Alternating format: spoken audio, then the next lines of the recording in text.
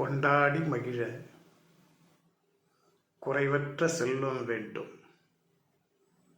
திண்டாட்டம் இல்லாதிருக்க கை நிறைய பணம் வேண்டும். இந்த இரண்டும் நமக்கு எப்பொழுது அமையும்? உழைத்தவனுக்கு கைக்குள் அடங்கும். உழைக்காது மற்றவர்களை ஏமாற்றி பிழைப்பவனுக்கு பை நிறைய அமையும். மனித உலகத்திலே, மானுட பிறவியிலே ஏக்கம் என்பது தவிர்க்க முடியாதது. ஏக்கத்திற்கு அளவு வேண்டும். அதைத்தான் ஆசை என்றார்கள். ஆசை பேராசையாக மாறினால் சில நேரங்களில் எல்லாமே நிராசையாக போய்விடும். சிந்திப்பதற்கு பல வழி உண்டு, செயல்படுத்துவதற்கு நீ மட்டுமே உண்டு. ஆகவே உன்னை சரியாக பார்த்துக்கொள்.